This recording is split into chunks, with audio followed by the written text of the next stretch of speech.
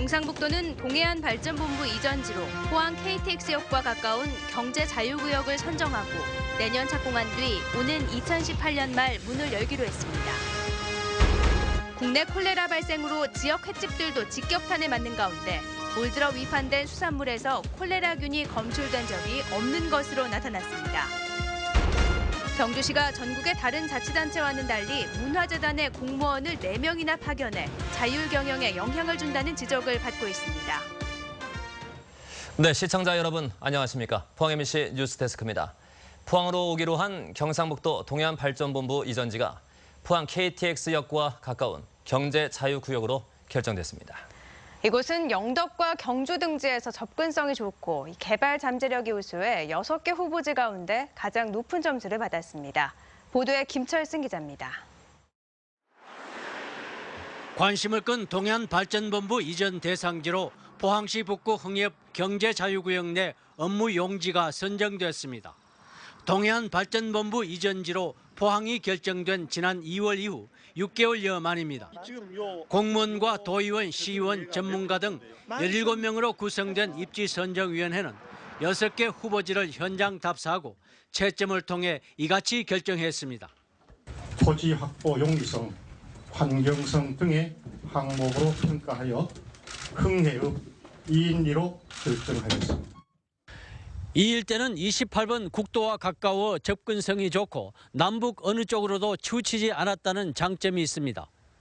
선정위원회는 또 토지 확보가 쉽고 성장 잠재력이 크며 기반시설 설치도 용이해 상대적 여건이 좋다는 평가를 받았다고 밝혔습니다. 동해안발전본부가 들어설 곳이 최종 결정됨에 따라 경상북도는 곧 기본 구상 용역을 줘 청사 규모를 확정하고 설계 공모를 해 오는 2018년 말 개청하기로 했습니다. 현재로선 수산진흥과 등 4개 과에 60명의 공무원이 옮겨오게 되지만 업무 관련성으로 볼 때 에너지 등 다른 분야의 이전 필요성도 높게 제기되고 있어 기본 구상 용역이 주목됩니다. MBC 뉴스 김철승입니다. 우리나라에서 15년 만에 콜레라가 발생하면서 포항 죽도 어시장 등 경북 동해안 횟집들도 직격탄을 맞고 있습니다. 수산당국이 올 들어 위판된 수산물에선 콜레라균이 한 번도 검출된 적이 없다며 진화에 나섰지만 수산물 기피 현상은 좀처럼 진정되지 않고 있습니다. 장성훈 기자입니다. 동해안 최대 규모의 포항 죽도 어시장 회상가입니다. 거리는 손님 한 명 없이 텅 비었고 식당 안도 개점 휴업 상태입니다. 말씀하기가 조금 위에 보면 조금 민망할 정도로 뭐 회를 잡수고 가십시오. 손님한테 그래 권해도 아이고 지금 콜레라 때문에 안 먹습니다 하면서 거의 지금 손님들이 반응이 지금 그렇습니다. 최근 콜레라 여파가 확산되면서 회 포장 주문이나 식당 예약을 취소하는 일까지 속출하고 있습니다. 포장 주문 들어오는 거 다 취소되고 손님들 단체 손님 예약했던 거 다 취소되고 저희는 뭐 타격이 많이 크네요. 손님들도 익히지 않은 생선회는 아무래도 꺼리게 된다고 말합니다. 회를 평소에는 상당히 줄이는 편인데 이번 콜레라 때문에 조금 이래 상가합니다. 이렇게 횟감을 중심으로 수산업계의 피해가 커지자 수산당국이 진화에 나섰습니다. 우선 올 들어 전국의 위판장을 거친 수산물은 정기 검사에서 콜레라균이 한 번도 검출되지 않았다고 밝혔습니다. 또 양식장의 어패류도 최근 13년 동안 콜레라균이 검출되지 않았다며 콜레라에 대한 막연한 공포보다는 철저한 위생관리와 예방을 강조했습니다. 음식물을 조리하거나 배변 전후에는 30초 이상 손 씻기를 생활화하고 물과 음식은 꼭 익혀서 먹거나 끓여 드시면 되겠습니다. 수산업계 특히 횟집 상가들은 콜레라 사태가 하루라도 빨리 수그러들길 고대하고 있습니다. MBC 뉴스 장성훈입니다. 형산강의 수은 오염 여파가 커지고 있는 가운데 포항시와 경주시가 최근 중금속 배출업체 46곳에 대해 현장 단속을 벌여 폐수 배출 시설을 신고하지 않은 포항의 제2업체 등 포항 경주 지역 3개 업체를 적발해 경찰에 고발했다고 밝혔습니다. 그러나 적발된 업체에서 시료를 채취해 수은 등 중금속 오염 검사를 실시한 결과 모두 기준치 이하로 검출됐다고 덧붙였습니다. 한편 포항시는 이번 단속 결과도 언론을 통해 공식적으로 발표하지 않아 형산강 수온 오염 사태에 대해 여전히 미온적으로 대응한다는 지적을 받고 있습니다. 경주시가 문화사업의 전문성과 효율성을 위해 경주문화재단을 설립했지만 자율 경영이 이루어지지 않고 있습니다. 공무원을 4명이나 파견해 재단 업무를 지원하고 또 관리하고 있는데 다른 지자체에서는 찾아볼 수 없는 일입니다. 김형일 기자가 보도합니다. 경주시의 각종 문화예술 행사를 기획 공연하고 예술의 전당도 관리하고 있는 경주문화재단. 18명의 직원 가운데 경주시에서 지금껏 3명의 공무원이 파견돼 근무해왔고 지난달에는 과장급 1명을 또 정원해줬습니다. 경주시청에서 일하고 있어야 할 공무원들이 엉뚱하게도 산하재단 업무를 지원하고 있는데 다른 지자체에선 찾아볼 수 없는 일입니다. 부산이나 인천, 대구 등 다른 지자체의 사정을 알아봤더니 문화재단 파견 공무원이 전혀 없거나 1명 정도에 그쳤습니다. 저희가 2004년 12월에 출범했고요. 한 번도 없습니다. 예산이랑 이런 걸 주니까요. 당연히 그 관리 감독 하시고요. 상시적으로 업무협의나 이런 건 하고요. 저희가. 경주시는 지난 2011년 문화사업의 전문성을 살린다며 경주문화재단을 만들었고 매년 40여억 원의 막대한 예산을 투입해왔습니다. 이 때문에 설립 5년째인 경주문화재단이 자율 경영할 수 있도록 공무원 파견이 즉시 철회돼야 한다는 지적입니다. 지금쯤 한 시기가 5년이 됐으니까 전문성과 효율성을 기할 수 있는 충분한 시간은 확보가 됐으니까 지금쯤은 공무원들이 다 철수를 해야 된다고 봅니다. 이에 대해 경주시는 문화재단에 대한 관리 감독과 업무 지원을 위해서는 공무원 파견이 불가피하다고 해명했습니다.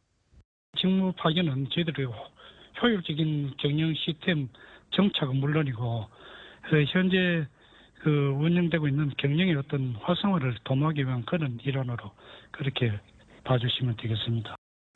하지만 지난해 경주시 감사에서 밝혀졌듯이 공무원이 파견돼 있어도 무료 관람권 남발, 회계 처리와 수의계약 문제 등 문화재단의 부실 운영은 막지 못했습니다. 경주시가 공무원을 철수시켜 문화재단의 자율 경영은 보장하되 잘못에 대해서는 엄격히 책임을 물을 수 있도록 새로운 조직 개편이 시급합니다. MBC 뉴스 김형일입니다. 경주시의 시설관리공단 추진과 관련해 시민단체들의 반대 성명이 잇따르고 있습니다. 경주환경운동연합에 이어 경주경실련은 현재 경주시가 시설관리공단을 여론 수렴도 없이 졸속 추진하면서 예술의 전당처럼 세금 먹는 하마가 될 수 있다고 주장했습니다. 또 경주에는 현재도 경주문화재단과 화천역사개발도시공사, 하이코 등 각종 산하기관의 비대화로 경영 비효율이 심각하다며 시설관리공단 설립 폐기를 위한 범시민 운동을 전개하겠다고 밝혔습니다. 경상북도 학교운영위원장 연합회는 오늘 성명을 통해 정부가 교육용 전기요금 인하 방안을 조속히 마련해 줄 것을 촉구했습니다. 연합회는 일선 학교의 전기요금 부담을 덜어줘야 교육의 질이 향상된다며 학생들의 건강 권고와 학습권 확보 차원에서 교육용 전기요금의 인하가 반드시 필요하다고 밝혔습니다. 현재 일선 학교의 교육용 전기요금은 킬로와트아워당 125.8원으로 킬로와트아워당 107.4원인 산업용에 비해 17% 이상 비싼 실정입니다. 포항에서도 아파트 입주자 대표 선출 등 각종 단체 선거에서 선관위의 온라인 투표 지원 서비스를 이용하는 사례가 늘어날 것으로 보입니다. 포항북구 선거관리위원회는 최근 포항시 북구 양덕 2차 이편한 세상 아파트 입주자 대표회장 선거를 온라인 투표로 진행했는데 세대별 방문 투표에 따른 부담 해소와 공정성 확보, 투개표 편리성 등 여러 가지 측면에서 좋은 평가를 받았습니다. 온라인 투표를 실시하고자 하는 아파트와 학교 단체 등은 온라인 투표 서비스 홈페이지를 방문해 신청 후 이용할 수 있습니다. 경북소방본부는 올 들어 벌에 쏘이는 사고가 속출하고 있다며 추석을 앞두고 벌초나 성묘에 나설 때 안전사고에 각별한 주의를 당부했습니다. 소방본부 측은 성묘나 벌초를 할 때 주변 공간에 벌의 유무를 반드시 확인하며 벌 쏘임 방지를 위해 모자와 긴 옷을 입고 향수 등은 삼갈 것을 당부했습니다. 특히 벌집을 건드렸을 때 말벌은 집단 공격성이 있어 신속히 10m 이상 벗어나고 벌에 쏘였다면 알레르기가 있는 사람은 신속히 119에 신고해 응급 처리를 받아야 한다고 밝혔습니다. 올해는 폭염으로 벌의 발육이 빨라져 개체수가 급증한 데다 공격성이 강해져 현재까지 도내에서는 443명이 119 구급차를 이용했고 2명이 벌에 쏘여 사망했습니다.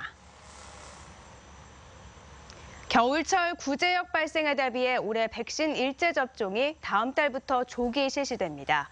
농식품부는 당초 오늘 10월부터 구제역 백신 일제 접종을 시작할 예정이었지만 폭염으로 돼지 성장률이 더디고 항체 형성률이 떨어질 가능성이 크다고 보고 접종을 다음 달로 한 달 앞당겨 시행하기로 했습니다.